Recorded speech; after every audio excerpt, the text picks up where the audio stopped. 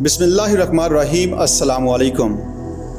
अज़मत मुस्तफ़ा सल्लल्लाहु अलैहि वसल्लम ग़ज़वा बदर मुसल्लह तसादम का आगाज़ रसूलुल्लाह सल्लल्लाहु अलैहि वसल्लम के इन इक़दामात के नतीजे में कुरैश का 1000 का लश्कर निकला, जिसकी दो फौरी वजूहात हो गई थी।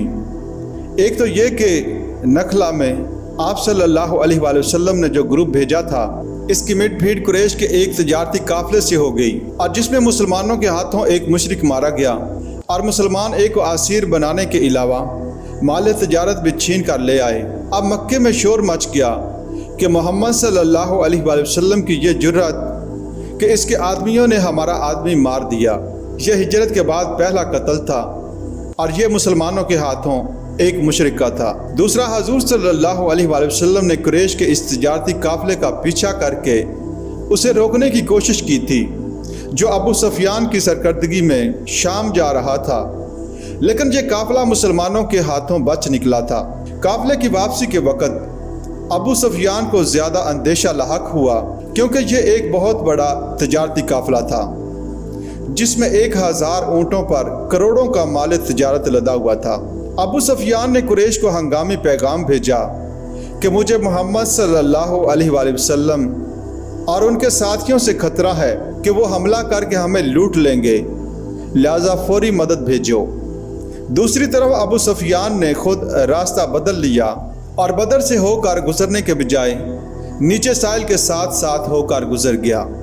इधर मक्का में अबू सुफियान का हंगामी पैगाम पहुंचा और उधर से लोग रोते पीटते और कपड़े फाड़ते हुए आ गए कि मोहम्मद सल्लल्लाहु अलैहि वसल्लम के आदमियों ने हमारा एक आदमी मार दिया है। तो इसके नतीजे में कुरैश के मुश्ताल मिजाज लोगों का पलड़ा अमन पसंद लोगों पर भारी हो गया। हर सूरत में लड़ने मरने पर तैयार हो जाने वाले कुरैश में दोनों तरह के लोग थे। अबू जहल, उतबा बिन अबी मुआइद और बड़े बड़े लोग थे। इनका कहना यह था कि चल कर मदीने पर फौजकशी करो और मोहम्मद सल्लल्लाहु अलैहि वसल्लम और उनके साथियों को ख़त्म कर दो। दूसरी तरफ जिनमें एक बुजुर्ग शख्सियत उतबा बिन रबिया भी शामिल थे, जो बदर के मैदान में पहला मकतूल है, लेकिन वो बहुत शरीफ नफ्स इंसान थे। दूसरे हकीम बिन हिज़ाम थे, जो शायद अंदर ही अंदर ईमान भी ला चुके थे, लेकिन अभी जाहिर नहीं किया था। वो भी बहुत शरीफ नफ्स इंसान थे। ये दोनों हजरात कहते थे कि अब भला हमारे सर से टल गई है। मोहम्मद सल्लल्लाहु अलैहि वसल्लम और इनके साथी यहाँ से चले गए, अब तुम मोहम्मद को बकिया अरब के हवाले कर दो, इसलिए कि मोहम्मद सल्लल्लाहु अलैहि वसल्लम तो चैन से बैठने वाले नहीं हैं। उन्होंने अपनी दावत फैलानी है, तो जो रद्द अमल हमारा है वही सारे अरब के लोगों का होगा, क्योंकि सब मुशरिक और बुत परस्त हैं। अब मोहम्मद सल्लल्लाहु अलैहि वसल्लम की इनसे कशमकश हो गई, और जिसमें अगर मोहम्मद सल्लल्लाहु अलैहि वसल्लम इन पर गालिब आ गए तो हमारा क्या जाए, वो भी तो कुरैशी हैं, बनु हाशिम से हैं। गोया के पूरे अरब पर कुरैश की हुकूमत कायम हो जाएगी। और अगर बकिया अरब ने मोहम्मद सल्लल्लाहु अलैहि वसल्लम को ख़त्म कर दिया तो जो तुम चाहते हो वो हो जाएगा, और तुम्हें अपनी तलवारें अपने भाइयों के खून से रंगीन नहीं करनी पड़ेंगी। आखिर मोहम्मद सल्लल्लाहु अलैहि वसल्लम भी तो बनी हाशिम से हैं। बहरहाल जब ये दो चीज़ें सामने आ गईं, जब कुफ़ार ऐन बदर के मैदान में पहुंच गए और इधर से हजूर सल्लल्लाहु अलैहि वसल्लम भी 313 की नफरी लेकर आ गए, तो लश्कर मक्का को ये पैगाम पहुंच गया कि हमारा काफ़िला तो बच कर निकल गया है।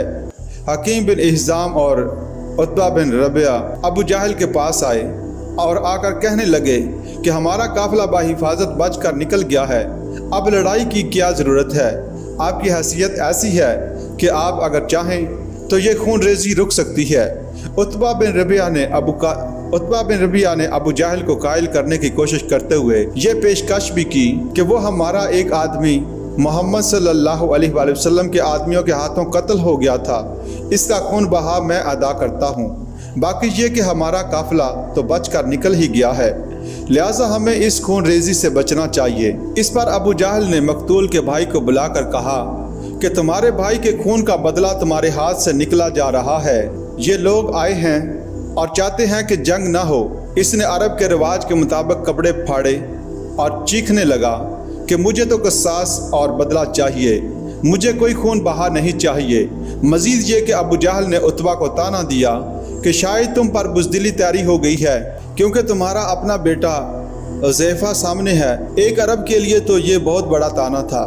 اس نے کہا کہ اچھا یہ تو کل معلوم ہوگا کہ کون بزدل ہے اور کون بہادر ہے۔ اگلے دن سب سے پہلے عتبہ اپنے بھائی شیبہ اور بیٹے ولید کو لے کر میدان میں آیا اور مبازرت طلب کی۔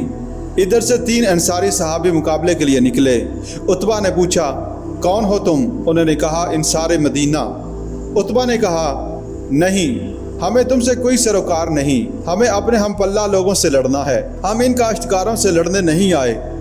اس پر پھر حضرت حذیفہ رضی اللہ تعالی عنہ نے اپنے باپ کے مقابلے میں نکلنا چاہا، لیکن حضور صلی اللہ علیہ وآلہ وسلم نے روک دیا۔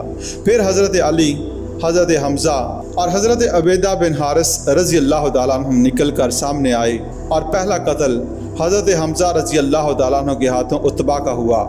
اس طرح وہی شخص جو جنگ روکنا چاہتا تھا لیکن بزدلی کا طعنہ برداشت نہیں کر سکا، سب سے پہلے وصل جہنم ہوا۔ حضرت علی رضی اللہ تعالیٰ عنہ نے شیبہ کا کام تمام کیا، پھر دونوں لشکر باہم ٹکرائے اور اس میں اللہ تعالیٰ نے اپنی نصرت سے اہل ایمان کو فتح عطا فرمائی اور اس دن کو یوم الفرقان قرار دیا گیا۔ یہاں سے حضور صلی اللہ علیہ وآلہ وسلم کی انقلابی جدوجہد آخری مرحلے میں داخل ہوئی۔ یہ مسلح تصادم جس کا آغاز غزوہ بدر سے ہوا 6 سال جاری رہا۔ آپ صلی اللہ علیہ وآلہ وسلم کی حیات طیبہ کے 12 سال دعوت و تزکیہ، تنظیم اور صبر محض کفو ایدیکم کے مراحل میں گزرے۔ یہ مکہ کے 12 برس تھے۔ مدینہ میں آ کر آپ صلی اللہ علیہ وآلہ وسلم نے پہلے 6 مہینے اپنی پوزیشن مستحکم کی۔ اس کے بعد تقریباً 1.5 سال کے دوران قریش کے خلاف مہمیں بھیجیں، جن کے نتیجے میں یہ مسلح تصادم شروع ہوا۔ اس طرح گویا کہ شام کو بل میں سے نکالا گیا، اس لیے کہ مکہ تو حرم ہے، وہاں جا کر کشت و خون کوئی پسندیدہ شے نہیں۔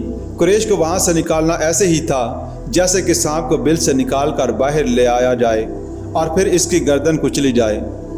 بدر میں ان کی چوٹی کے 70 سردار مارے گئے، جس سے ان کی کمر ٹوٹ گئی۔